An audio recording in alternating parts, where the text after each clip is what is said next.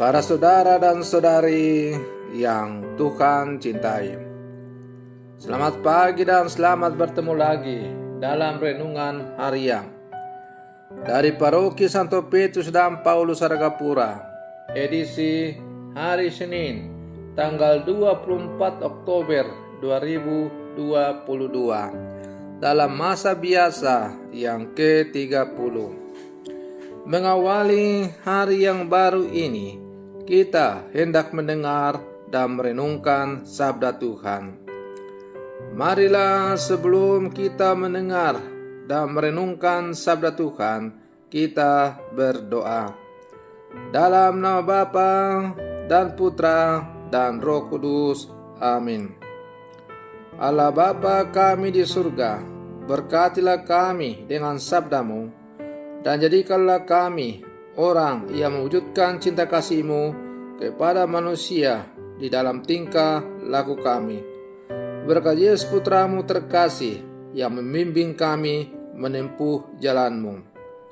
Bersabdalah ya Tuhan, kami siap untuk mendengarkan.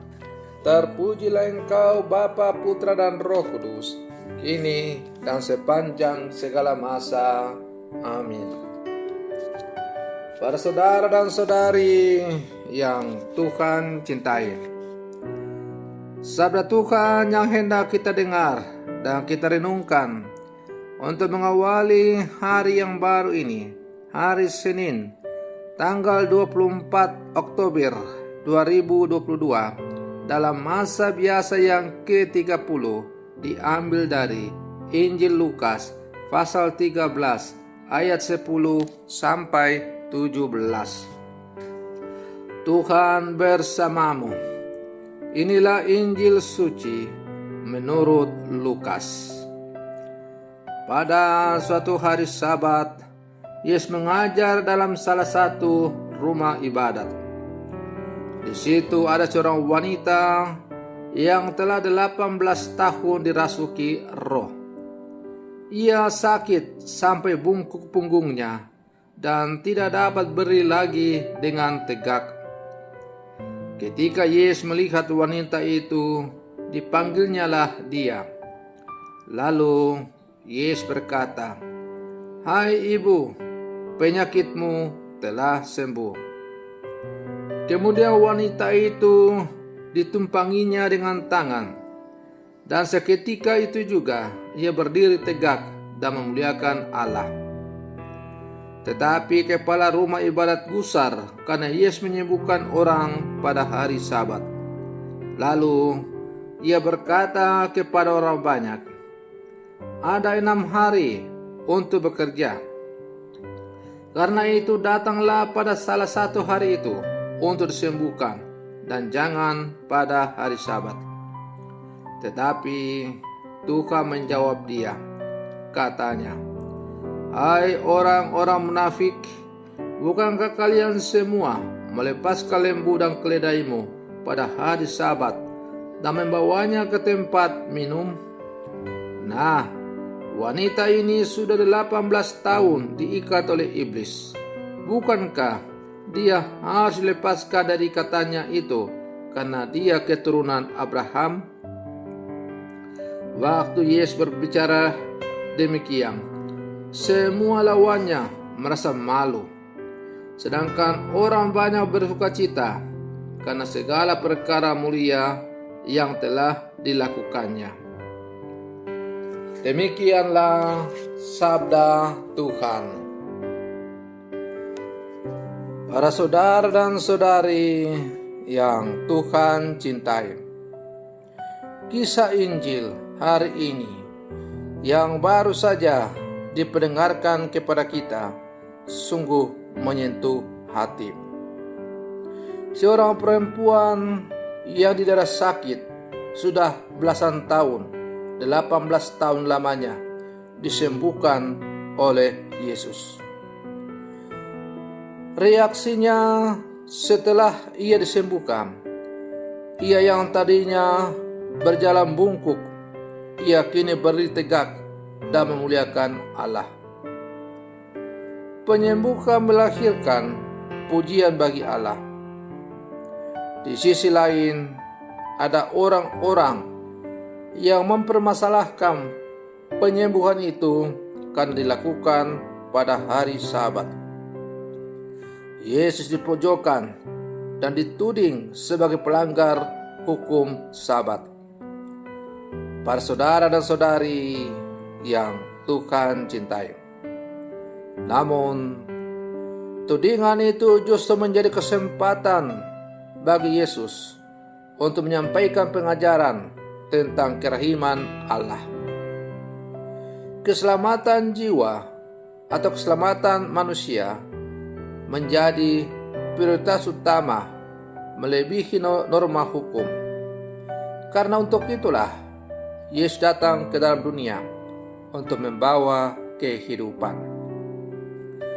Dalam kitab hukum kanonik atau hukum gereja dikatakan bahwa keselamatan jiwa-jiwa dalam gereja harus selalu menjadi hukum yang tertinggi. Nah, saudara-saudari dapat membacanya dalam kitab hukum kanonik kanon 1752. Para saudara dan saudari yang Tuhan cintai, Rasul Santo Paulus juga mengingatkan kita untuk menjadi anak-anak terang dan penurut Allah yang ramah, yang penuh kasih mesra, saling mengampuni, dan hidup dalam kasih. Kiranya Santo Paulus menunjuk kepada apa yang diperjuangkan oleh Yesus, belas kasih yang menyelamatkan. Hari ini kita kembali diingatkan untuk terus berkomitmen menyatakan belas kasih Allah dalam relasi dengan sesama, terutama ketika kita harus memperjuangkan nilai-nilai kehidupan. Para saudara dan saudari yang Tuhan cintai, sebagai murid-murid Yesus yang hidup bersama sekarang, kita diajak untuk semakin mendengar, merenungkan, dan meresapkan sabda Tuhan ini, dan kemudian menjadikan sabda Tuhan ini sebagai dasar inspirasi dalam bergerak untuk mengembangkan warta kerajaan Allah dengan membawa kasih perdamaian kepada sesama yang ada di sekitar kita. Kita diajak untuk selalu mengandalkan Tuhan dan tidak mudah untuk menjatuhkan hukuman penghakiman kepada sesama kita. Kita juga diajak untuk tidak iri hati atau menjadi penghalang bagi orang-orang yang mau menyatakan kasih Allah kepada sesama dalam kehidupan ini. Kita juga diajak agar kita jangan menjadi orang-orang yang munafik dalam menjalani kehidupan beragama kita. Hukum agama ada untuk manusia dan bukan manusia untuk hukum.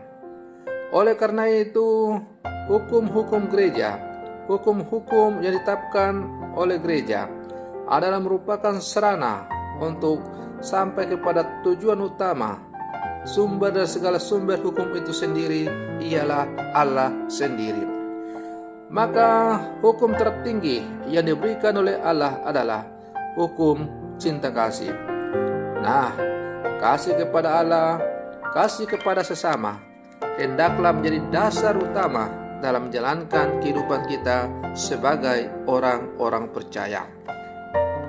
Para saudara dan saudari yang Tuhan cintai, mari terus kita melangkah maju bersama sebagai murid-murid Yesus yang hidup bersama sekarang untuk memberikan kesaksian tentang belas kasih Allah dalam seluruh kehidupan kita.